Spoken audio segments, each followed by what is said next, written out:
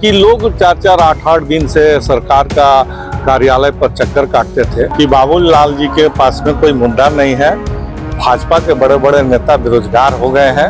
कम से कम अपने गिरबान में तो झांक के देखना चाहिए कि सबसे ज्यादा जब उनकी सरकार थी उस समय इन सब मुद्दों पर ध्यान नहीं था कि लोग 4-4, 8-8 दिन से सरकार का कार्यालय पर चक्कर काटते थे कि बाबूलाल जी के पास में कोई मुद्दा नहीं है, भाजपा के बड़े बड़े नेता बेरोजगार हो गए हैं। झारखंड सरकार के एक साल अगर बात करेंगे तो कल उन्होंने लगभग 9,000 से अधिक नियुक्ति पत्र बांटने का काम किया है। जहां एक और आज बात करेंगे तो जो बीजेपी के प्रदेश अध्यक्ष बाबूलाल मरांडी ने अपने आरोप पत्र जारी किए और इन्हीं सब मुद्दों को बात करने के लिए हमारे साथ हैं जेएमएम के वरिष्ठ नेता कह सकते हैं कलाम आजाद जी। उनसे जानने की कोशिश करेंगे। सर, पहले सरकार का एक साल आप उसको कैसे देख रहे हैं और दूसरी बाबूलाल मरांडी लंबे फहरिस्त आरोप पत्र उन्होंने जनता के सामने रखा है कि जो भी सरकार ने वायदा किए थे हर जगह उनका पीछे कदम हटता गया। इसको लेकर क्या कहेंगे? देखिए, बाबूलाल जी का तो काम ही अब कोई काम रहा नहीं।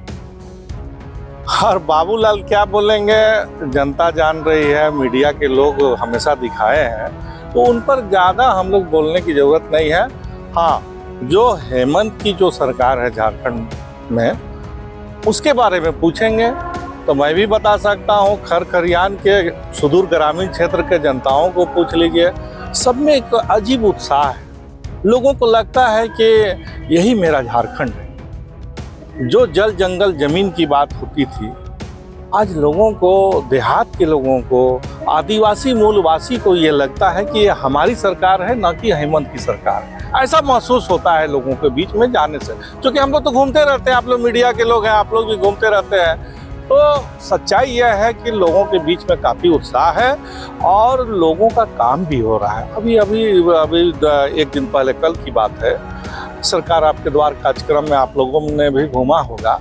क्या बात आप लोग देखे होंगे उस कैंप में कि लोग 4-4, 8-8 दिन से सरकार का कार्यालय पर चक्कर काटते थे, आज क्विकली उसका काम ऑन द स्पॉट हो रहा है। ये हम नहीं बोल रहे हैं, आप जनता से पूछ लीजिए। हमको झूठ सच बोलने की जरूरत नहीं है, दिखने वाली बात। यही सवाल को बाबूलाल ने जो आरोप पत्र दिखाया जनता के सामने रखा, उन्होंने कहा कि मैया योजना के पहले क्या आंकड़े थे, अभी आप आंकड़े देखे, पलायन पहले क्या था, अभी को देखे, युवा अभी देखे सड़क पे है। इन सब मुद्दों के लगातार वो मुकर होकर आज उन्होंने मीडिया के सामने रखा कि एक साल का जो कार्यकाल है पूरा फेल्योर है। वही तो हमने कहा कि बाबूलाल जी के पास में कोई मुद्दा नहीं है, भाजपा के बड़े बड़े नेता बेरोजगार हो गए हैं। उन लोग का बोलेगा ही, अगर विपक्ष नहीं बोलेगा तो फिर विपक्ष विहीन झारखंड तो ऐसे ही हो गया है। तो बोलने के लिए एक मुद्दा है और उसमें क्या कमेंट करें हम। उन्होंने पेशा कानून को लेकर भी कहा कि आप लोगों ने जब झारखंड आती है पेशा कानून की बात करते हैं, बीजेपी आती है पेशा, सब दोनों पार्टी की अगर बात करेंगे पेशा कानून लागू हो जाएगा, सरना कोड लागू हो जाएगा। आखिर क्यों नहीं हो पाती है? झारखंड में सबसे ज्यादा जो राज करने वाली पार्टी है उसका नाम है भाजपा।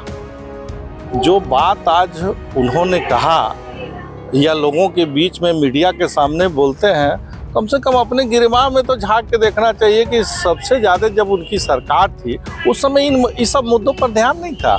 आज हमारी सरकार चल रही है, जनता की सरकार चल रही है, तो लोगों को मुद्दा निकल रहा है। अब हम क्या बोले इस पे? पेशा कानून को लेकर आप लोग तो लगातार सत्र में भी रखते हैं, विधानसभा में रखी जाती है, आखिर लागू क्यों नहीं हो पाता है? क्या केंद्र से आपकी तालमेल उतनी अच्छी नहीं हो पा रही, केंद्र की बात नहीं पहुंचा पाते हैं, यहाँ से ड्राफ्टिंग होती है वहां तक नहीं पहुंच पाती है? हमसे बेहतर आप लोग जानते हैं। यही डबल इंजन की बात होती तो सब चीज़ ठीक था, लेकिन यहाँ हेमंत जी की जो सरकार जो चल रही है उसको किस तरह से परेशान किया जा रहा है, ये एक साल की बात नहीं है, ये 6 साल से परेशान किया जा रहा है। सरकार तो आपकी है ना? सरकार हमारी है, लेकिन हमारी भी कोई सीमाएं हैं। लेकिन उस पर माननीय हेमंत जी उस पर विचार किए हैं और वो तेजस्वी मुख्यमंत्री है, आम आदमी तो है नहीं, वो जमीन से उपजे हुए लोग के परिवार से आते हैं, वो इस दिशा पे भी पहल कर रहे हैं। वो आरोप लगा रहे हैं कि अब सरकार में 2 ही काम चल रहा है, कोयला का कारोबार चल रहा है, बालू का लूट चल रहा है। ये बड़ी मुद्दे तौर पर उन्होंने रखा है कि झारखंड सरकार में अधिकारियों को संरक्षण दिया जा रहा है।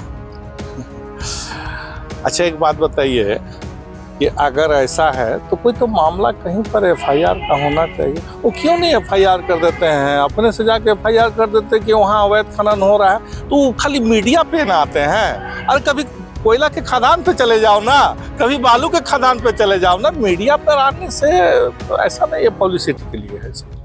और एक बड़ा आरोप उन्होंने लगाया है कि सरकार के आड़ में आदिवासियों को धर्मांतरित कराया जाता है। इनको लेकर क्या कहिए? सबसे बड़ा आरोप लगातार वो लगा रहे हैं। उन लोगों के पास हमने कहा ना मुद्दा ही नहीं है, तो कभी धर्मांतरण की बात करेंगे। देखिए, वो जिस पार्टी से आते हैं उसका आप अगर बुकलेट देख लेंगे, उनका जो सर्कुलर है, उसी मुद्दे पर तो उसकी पार्टी चल रही है। सरना, क्रिश्चियन, हिंदू, मुस्लिम ये सब नहीं करेंगे तो उनकी पार्टी चलेगी कैसे? सोचने वाली बात है ना। उनके पास मुद्दा ही नहीं है, खाली जाति धर्म को बांट के, बैकवर्ड फॉरवर्ड करके, ये सब करके पार्टी चल रही है।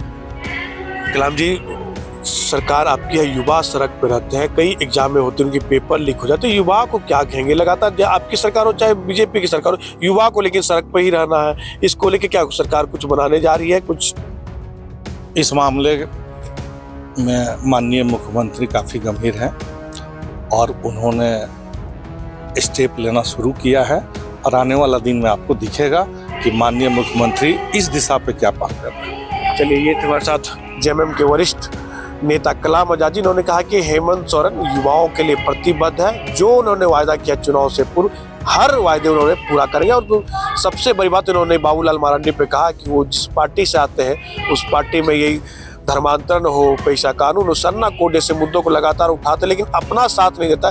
केंद्र में उसकी सरकार है, अगर राज्य सरकार से समन्वयता बना के रखेंगे तो जितने भी सरना कोड है, चाहे पैसा कानून है, इनमें लगातार मदद मिलेगा और यहाँ के लोगों को सरना कोड जरूर मिलेगा। लेकिन राज्य सरकार तैयार होती है, केंद्र सरकार इस पर सहयोग नहीं कर पाती है। सहयोगी निहित के साथ मनीष झा, यंग भारत, रांची।